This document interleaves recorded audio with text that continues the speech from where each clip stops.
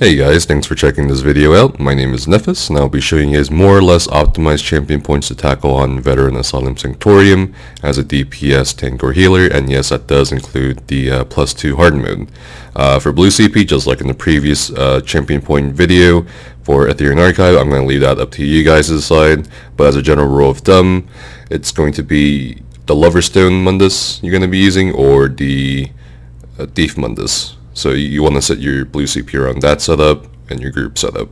Now, before we begin, if you guys don't want to listen to the explanations behind these CP setups I have provided the links to the graphs below in the video description. You can access anytime from this video or from my personal Discord, which is also linked in my video description. Now, let's begin.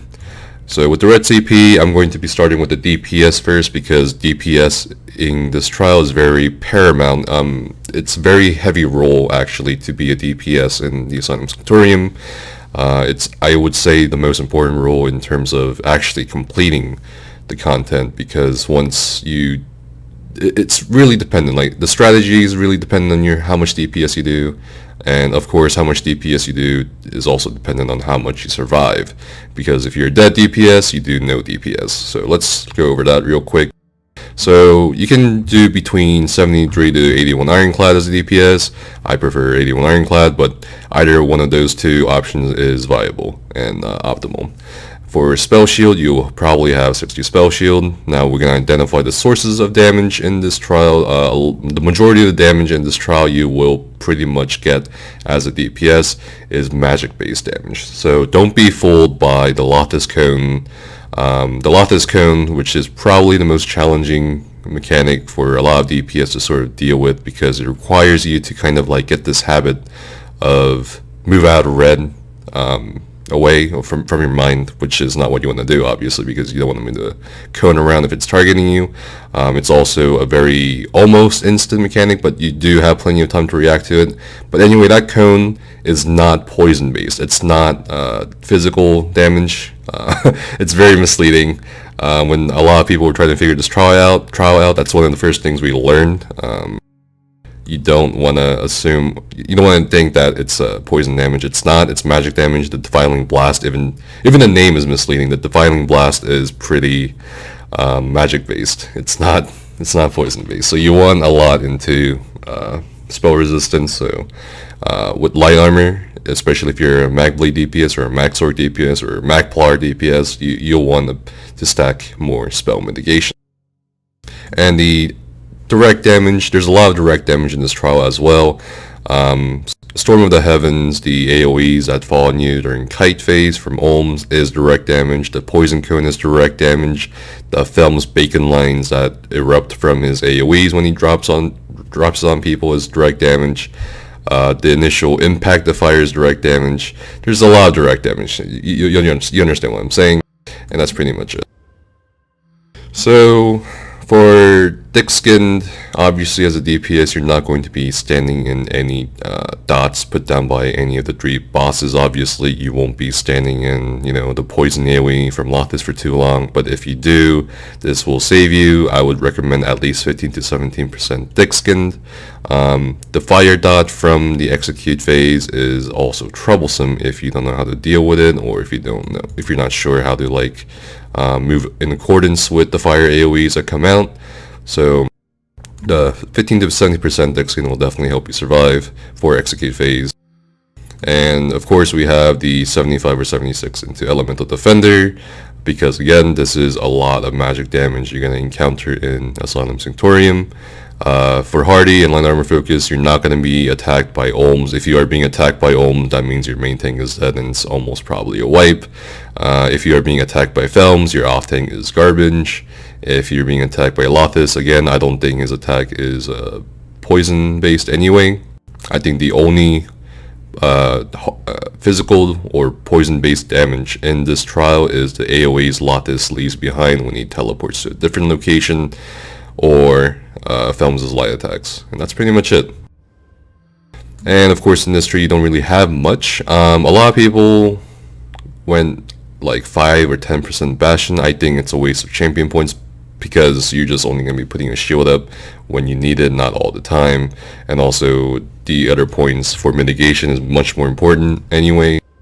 And also the quick recovery, if you're going to get defiled anyway as a DPS from Lothis, you don't really need any more extra healing received, because there should be a lot of healing going on. There should be healing from your group healer, there should be some healing from your kite healer, there should be healing from mag blade funnels, which I highly recommend using. And you also have a shield anyway, and the defile actually doesn't last too long, so by the time the next mechanic hits you, the defile will be gone. So moving on to the green tree. The green tree is, of course, it's pretty standard. You're gonna have the 75 tenacity, 74 arcanus if you're a mag blade or something. Of course, it can go into stam recovery if you're a stamplar in here, or whatever stamina class you are. Typically only one person in the group brings. For the tower tree, you're gonna pretty much want the basic 10% break free cost reduction. Not that you'll be near anything that causes any crowd control. The only crowd control in here is the ohm stomps if you stand in them directly, which as a DPS you shouldn't. And the other CC is the Lothis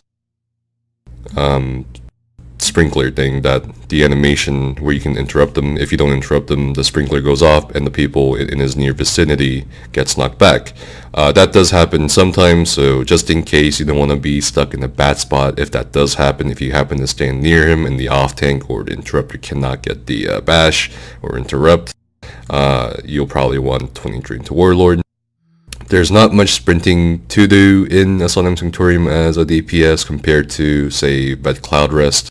Surprisingly, a lot of the things you can just walk through. And moving on to the Shadow Tree. Shadow Ward is going to be 16% block cost reduction and 44 points to tumbling, just in case. Again, it's a matter of how much do you dodge roll, how much would you need to dodge roll. There's a lot of blocking involved too with the poison cones and such. So these three trees are definitely your save points here, and you have more than enough green CP. It doesn't really matter, as a side note, if you have right now 100 less than the CP cap or something. You can still complete the content, and the general theme is still the same. Now for the healer, the red trees look like something like this. You'll probably want anywhere between, again, 73 to 81 Ironclad. Really, I mean, it's up to you. Either one of those setups will work, as I said, for the DPS setup. Spell Shield's going to be 53 in this setup. 44 Thick Skin. Again, you're going to be dealing with the exact same mechanics as a DPS, and this is even more so if you are the healer for the tank, for the main tank. If you're kiting, the Ohm's Lightning, if you're you're obviously also dealing with Felm's AoEs that he puts on you when he ports to you, so that's a bit of dots you have to handle with. And the 37 Hardy is mostly for the Felm's AoE, which is physical, just in case you can't get out of it soon enough. And the 53 Ellie is, of course, your basic mitigation against the magic damage in this trial, against the Lothis Cone, because you can get it as either the group healer or the tank healer. And also you're dealing with, as a tank healer, again, the Ohm's Lightning AoEs, and pretty much everything you're dealing with, the DPS is dealing with. So we're following the same general theme here. And for here, you don't really need anything, honestly, as a healer. You're going to have a lot more health than your DPS counterparts, so we can afford to kind of lower it to these kinds of numbers here.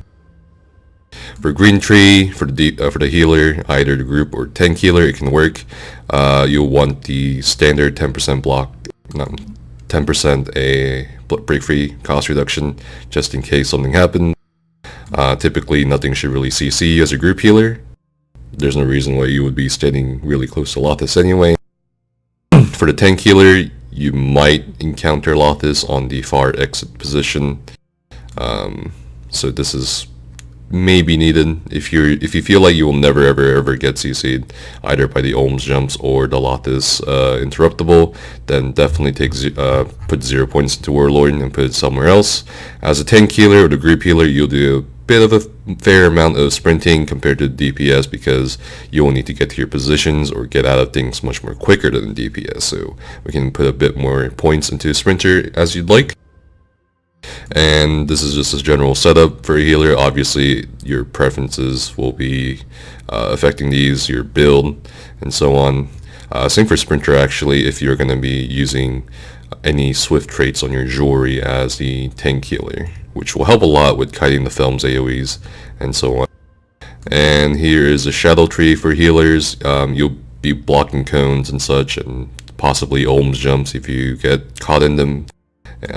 And the 51 tumbling for the tank healer is very nice. You can dodge out of Film's AoE and a Ohms lightning AoE exhausted charge, and you can just pretty much sustain even with a 10 to 11k stamina pool with the dodge roll cost reduction CP. So this is definitely nice to have. Next we'll be going over the main tank's champion point setup for the red and green trees. For the main tank, you're only going to be mostly dealing with Ohms, and he hits pretty hard. So I recommend 81 Ironclad straight up. The swipes he does is insane. If you don't block the swipes from him, you're gonna die. Healer or no healer, health or no health, unless you have a very ridiculous amount of health, you will probably die if you don't block his attacks. And even if you're mitigating it with block, you'll notice how much it hurts, but don't panic, because the 81 Ironclad is there to help mitigate that damage for you as well. Again, you're going to be dealing strictly with Ohms for the most part, and you'll be having the same mechanics like Cone and Film's AoE on you, but you'll still be dealing mainly with Ohms, and you don't want to die to Ohms. That's your main job as the main tank. You are a sponge to take on Ohms, have him neatly positioned, not swing his view around so exhausted charges land on the DPS, and you're also there to debuff Ohms, and you don't want to die to Ohms, and that's why we have the 64 into Hardy, and we have the 49 into Ellie as the basic mitigation against the magic damage in this trial. And we have the 34 thick skin, a bit lower than DPS and a bit lower than, of course, the healers. This is because you're not going to be standing in the exhausted charges. You're not usually going to be standing in any Films, main AoEs. You're not going to really be hit too hard by the fire dot during execute either. And you do have a lot more health than the DPS and healer, so this is fine. For the lore tree, a few tanks prefer quick recovery, but honestly, the more mitigation for the physical damage put onto you by Ohms, I prefer a lot more. So 32 into heavy armor focus is going to be a lot more noticeable. You're not going to be hitting anywhere near physical resistance cap anyway with 5-piece Torx and 5-piece Outkosh if you're going to go that optimal route. So heavy armor focus is pretty nice. For the green tree, again, just in case, there shouldn't be any CC that will kill you, like the Ohms jump or the Lattice interruptible, but just in case, on the rare chance that you do get CC'd somehow, 23% into, or 23 points into Warlord is pretty good for the 10% basic cost reduction of Break Free.